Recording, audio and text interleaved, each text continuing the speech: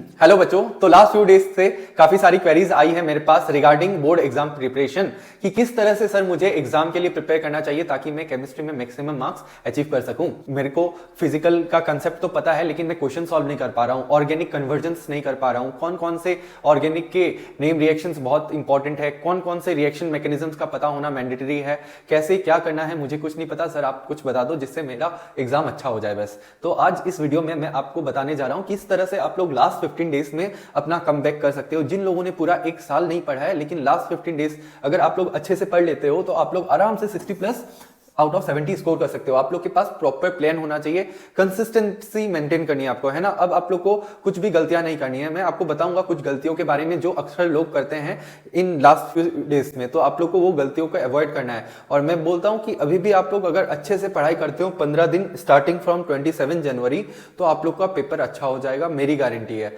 लेकिन आप लोग को मेरे जैसे मैं प्लान बताता हूं, जो स्ट्रेटेजी मैं बताता हूं उसको आप लोग को फॉलो करना होगा। तो स्टार्ट करते हैं आज की इस वीडियो में।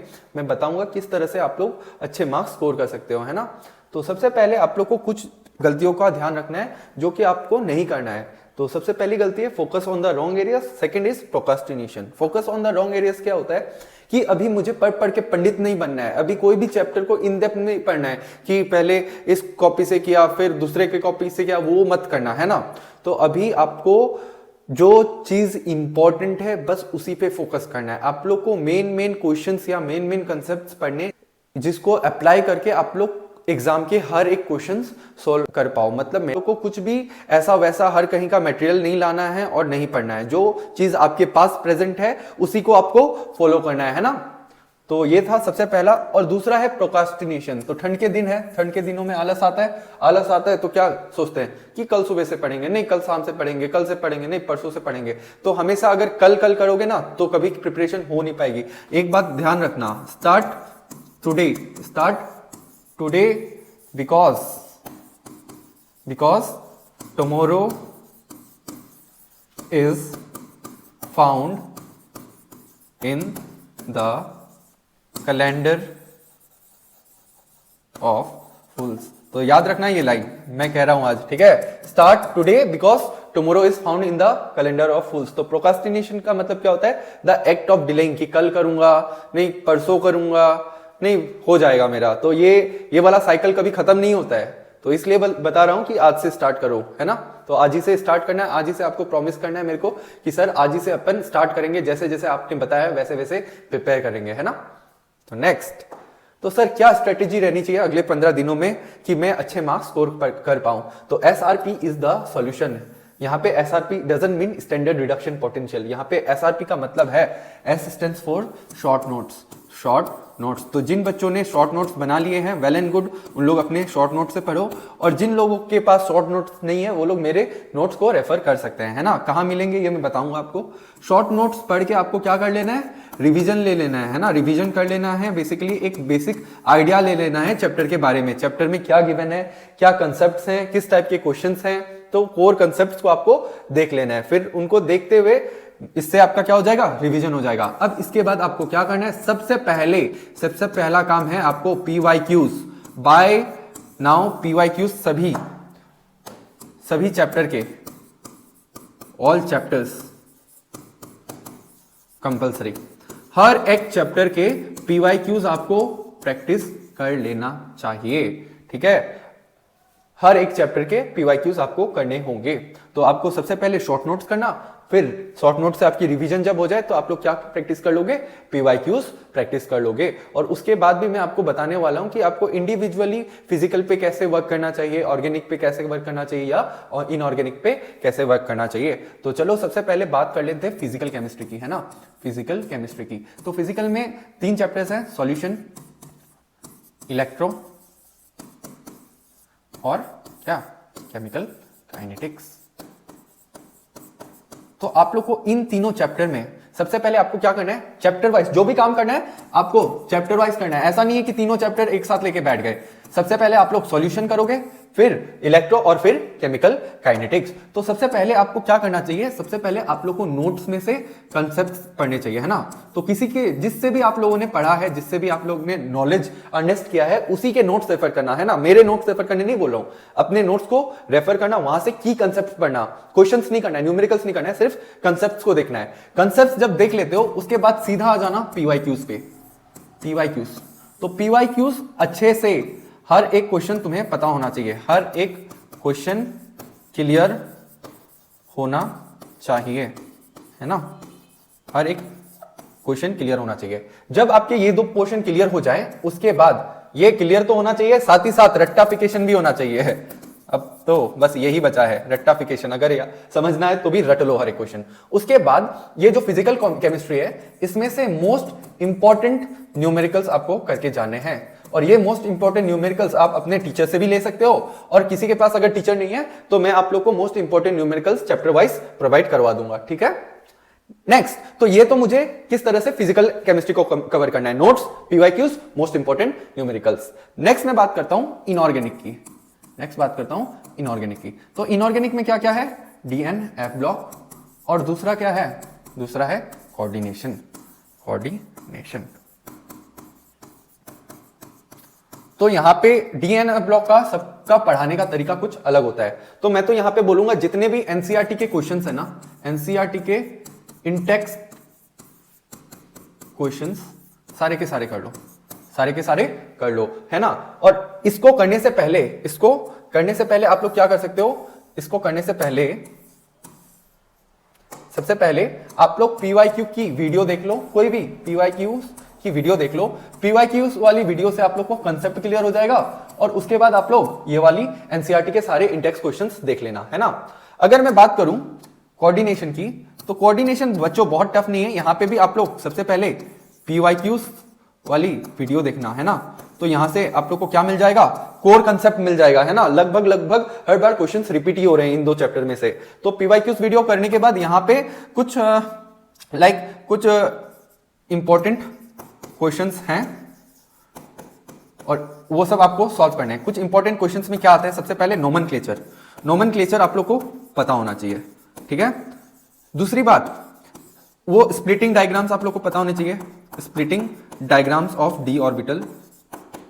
और तीसरी बात, आयोनाइजेशन, आयोनाइजेशन, आइसोमरिज्म।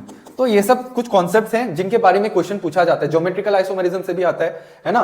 तो ये सब चीज अच्छे से देखना, इंपॉर्टेंट जो चीज है, मतलब इंपॉर्टेंट क्वेश्चंस आपको कहां मिलेंगे मैं बताऊं, कि ये जो है किसी भी टीचर से जिससे आप पढ़ते हो, वो आप लोग को सैंपल प्रोवाइड कर देगा, सैंपल पेपर। तो उस सैंपल पेपर में आप लोग को इसके ऊपर बेस्ड इंपॉर्टेंट क्वेश्चंस मिल जाएंगे। और अगर आप लोग को वहां नहीं मिलता है तो देखो बच्चों, मैंने अपने एप्लीकेशन में सैंपल पेपर 2 डाला हुआ है, सैंपल पेपर 2। सैंपल पेपर 2 में मैंने स्पेशली इस पे स्ट्रेस किया है, किस पे, कोऑर्डिनेशन के इंपॉर्टेंट क्वेश्चंस पे। तो वहां पे भी आप जाके चेक कर सकते हो, है ना। तो इस तरह से आपकी इनऑर्गेनिक की प्रिपरेशन होनी चाहिए। सबसे पहले concept revise using PYQ video, और दूसरी बात, उसके तो पूरे इंडेक्स क्वेश्चंस तुम्हें करने हैं, और इसके इंपॉर्टेंट क्वेश्चंस कर लेने से हो जाएंगे। अब नेक्स्ट आता है ऑर्गेनिक केमिस्ट्री। ऑर्गेनिक केमिस्ट्री, तो ऑर्गेनिक केमिस्ट्री में 4 चैप्टर है ना, 4 मेन चैप्टर है। और कौन सा, haloalkanes and haloarenes, फिर एल्कोहल, फिनॉल, ईथर, है ना, aldehyde, ketone, carboxylic acids, amines. और 5वां चैप्टर जो है वो है बायोमॉलिक्यूल्स। तो देखो बच्चों, यहां पे ये 4 चैप्टर में यहां पे सबसे ज्यादा प्रॉब्लम क्या है ऑर्गेनिक में बच्चों के साथ पता है, उन लोगों को सीक्वेंस नहीं पता होता कि किस तरह से ऑर्गेनिक करना चाहिए। अगर आप लोग सीक्वेंस से नहीं पढ़ते हो ना बच्चों, तो आप लोग लिंक नहीं कर पाओगे, और अगर आप लोग लिंक नहीं कर पाते हो चीजों को, तो आप लोग ऑर्गेनिक नहीं कर पाओगे, क्योंकि ये पूरा कंसेप्चुअल बेस्ड है। लेकिन एक बार आप लोग सीक्वेंस ध्यान कर लेते हो ना, याद कर लेते हो, तो बच्चों कुछ भी डिफिकल्ट नहीं है, हर एक क्वेश्चन बहुत ही आसान तरीके से सॉल्व हो जाएगा, है ना। तो सीक्वेंस क्या होता है कि सबसे पहले एनसीईआरटी का sequence is the best sequence. NCERT में जो सीक्वेंस दिया हुआ है बच्चों, वही बेस्ट सीक्वेंस है। इसी तरह से इसी सीक्वेंस में आप लोग को ऑर्गेनिक को करना है। तो देखो यहां पे क्या करना है, यहां पे भी मैं सबसे पहले बोलूंगा नोट्स जिस टीचर से पढ़े हो उसी के नोट्स रेफर करना, है ना। या फिर अगर किसी के पास नोट्स नहीं है तो वो लोग मेरे नोट्स रेफर कर सकते हो। नोट्स पढ़ने के बाद पीवाईक्यू वीडियो, है ना, कंपल्सरी पीवाईक्यू वाली वीडियो देखना है। पीवाईक्यू वाली वीडियो देखने के बाद जितने हो पाए उतने, मतलब अब सिंस देखो, एक तो चॉइस है एनसीईआरटी के क्वेश्चंस बना लो, है ना, एनसीईआरटी के क्वेश्चंस बना लो, एक ये ऑल्टरनेटिव है, या फिर इसके जगह और एक ऑल्टरनेटिव है, और वो ऑल्टरनेटिव क्या है देखो, उसके जगह आप लोग कुछ इस तरह से कर सकते हो। सबसे पहले A to Z name reactions, कुल 28 या 29 रिएक्शंस है A to Z हर एक चैप्टर्स की, तो वो 29 रिएक्शंस आप लोग उसकी वीडियो देख लो, चाहे उसके नोट्स बना लो, कैसे भी करो, उन 29 रिएक्शंस को अच्छे से समझ लेना है। उसके बाद इनमें से कुछ 4-5 रिएक्शंस की रिएक्शंस मैकेनिज्म आपको याद रखनी है। मैं बता रहा हूं कि 29 रिएक्शन के करेस्पॉन्डिंग 29 मैकेनिज्म्स याद नहीं रखनी, सिर्फ 4 या 5 रिएक्शन की मैकेनिज्म पूछी जाती है क्वेश्चन पेपर में, तो वो 4-5 क्वेश्चन की ही करेस्पॉन्डिंग उसी 4-5 रिएक्शंस के मैकेनिज्म्स आपको याद रखने हैं, है ना। उसके बाद आप लोग कन्वर्जन्स कर लो, चैप्टर वाइज कन्वर्जन कर लो। चौथा डिस्टिंक्शन टेस्ट जो है चैप्टर वाइज कर लो, है ना। सबसे पहले haloalkanes and haloarenes को कैसे डिस्टिंग्विश करते हैं, फिर 1 डिग्री 2 डिग्री और 3 डिग्री को कैसे डिस्टिंग्विश करते हैं by Lucas reagent test, Victor Meyer test, है ना। कार्बोनिल कंपाउंड कैसे डिटेक्ट करते हैं, Brady's reagent test. Aldehyde ketone को कैसे डिफरेंशिएट करते हैं बाय टॉलेंस रिएजेंट टेस्ट। फिर अमीन को 1 degree 2 degree 3 degree Hinsberg reagent test, nitrous acid test, फिर कार्बिलमिन टेस्ट। तो ये सब बातें जो चैप्टर वाइज डिस्टिंक्शन टेस्ट है ना, ये आप लोग अच्छे से ध्यान रखना। उसके बाद देखो बच्चों, उसके बाद 5 नंबर में क्या आता है, आइडेंटिफाई प्रोडक्ट्स। तो बुक में जो आइडेंटिफाई प्रोडक्ट्स वाले क्वेश्चन है ना, वो सारे सॉल्व करके जाना, चाहे वो सॉल्व एग्जांपल्स में हो चाहे वो अनसॉल्व में हो। तो जहां पे भी आइडेंटिफाई वाले है ना, वो क्वेश्चंस बनाते हुए जाना। और लास्ट जो रूट में प्रॉब्लम्स है वो लास्ट मोमेंट पे देखना मत भूलना।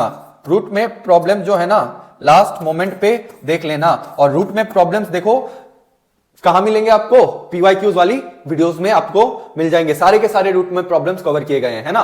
तो जब आप लोग का ये सब हो जाए तो एग्जाम से पहले बस सैंपल पेपर सॉल्व करना, है ना। सैंपल पेपर सॉल्व कर लेना, या फिर प्री फाइनल पेपर सॉल्व कर लेना, है ना। तो आपको एटलीस्ट मिनिमम, अगर प्री फाइनल सॉल्व करते हो 7 डिस्ट्रिक्ट के प्री फाइनल पेपर सॉल्व कर लेना, कोई भी डिस्ट्रिक्ट के होने से चलेंगे। या फिर सैंपल पेपर सॉल्व करते हो तो सैंपल पेपर आप लोग 2 से 3 सैंपल पेपर सॉल्व कर लेने से हो जाएंगे। तो ये कौन से सैंपल पेपर, ये मैंने जो अपलोड किए हैं वो सैंपल पेपर, क्योंकि मैंने 35 डिस्ट्रिक्ट्स के पेपर का एनालिसिस करके मैंने सैंपल पेपर बनाया। तो 2-3 नहीं, मैं 4 पेपर टोटल अपलोड करूंगा, फर्स्ट, सेकंड, थर्ड और फोर्थ, जिसमें से 2 पेपर अपलोड हो चुके हैं और 2 पेपर अपलोड हो जाएंगे। तो उन सैंपल पेपर को अगर अच्छे से कर लेते हो तो मैं आपको एश्योरेंस देता हूं कि बहुत सारे क्वेश्चन उसमें से आपको कॉमन आने वाले हैं। एग्जाम के बाद आके आप कमेंट करना, अगर आपके पास कुछ भी आप लोग को कॉमन आए तो मैं गारंटी दे रहा हूं बच्चों, कॉमन तो आने वाला है ना।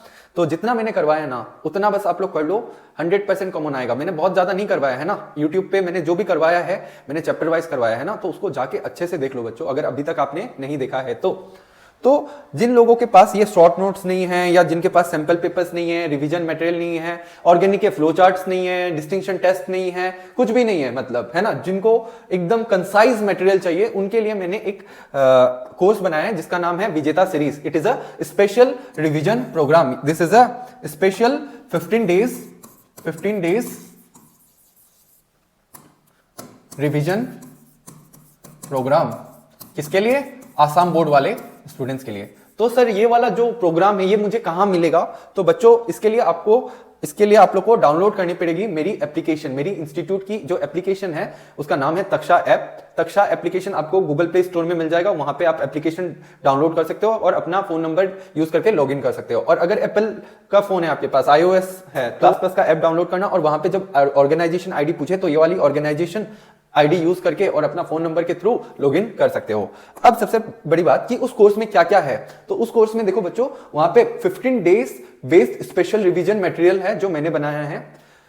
Assam higher secondary 13 years PYQ discussion video तो यूट्यूब पे ही डाला हुआ है, लेकिन उनकी जो क्लास स्लाइड्स है वो आपको वहां पे देखने को मिल जाएगी। वैसे ही वहां पे फ्लो चार्ट्स मिल जाएंगे ऑर्गेनिक के, है ना, फॉर इजी ऑर्गेनिक रिवीजन, मतलब चैप्टर वाइज आपको क्या मिल जाएंगे, कुछ 1 पेज के फ्लो चार्ट मिल जाएंगे जिसको देख के आप लोग चीजों को याद रख सकते हो। मतलब एग्जाम से पहले, जस्ट पहले आप लोग के पास इतना टाइम नहीं रहेगा कि आप पूरा ऑर्गेनिक रिवाइज करके जाओ, तो इसलिए मैंने वो फ्लो चार्ट बनाया जिससे आप लोग क्विक रिवीजन कर सकते हो, है ना। उसके बाद NCERT important questions and their solutions, तो जैसे haloalkanes and haloarenes या अल्कोहल फिनॉल एंड ईथर्स, इन दोनों के जो एनसीईआरटी क्वेश्चंस है बहुत इंपॉर्टेंट है। वैसे बायोमोलिक्यूल्स और डीएनए ब्लॉक, उनके एनसीईआरटी क्वेश्चंस और उसके सॉल्यूशंस बहुत इंपॉर्टेंट है, तो वो सब आप लोग को वहां पे उस कोर्स में, विजेता कोर्स में देखने को मिल जाएंगे। वैसे ही वहां पे मैंने सैंपल पेपर्स बनाया है ना, तो मोस्ट एक्सपेक्टेड क्वेश्चंस जो अपन ने सीरीज चलाई है यूट्यूब पे, like most important convergence, name reactions और रिएक्शन मैकेनिज्म्स, तो उनकी भी स्लाइड्स वहां पे आप लोग को देखने को मिल जाएगी। साथ ही साथ मैंने स्पेशली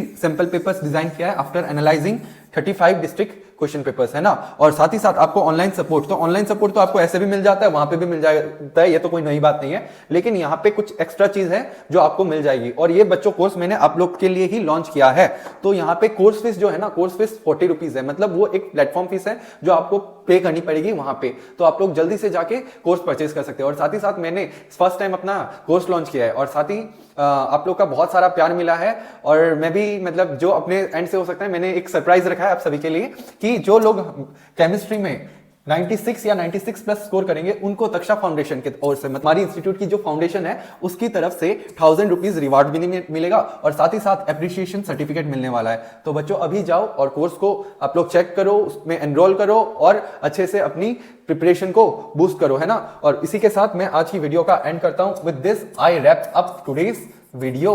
थैंक यू। और साथ ही साथ बेस्ट विशेष, ढेर सारी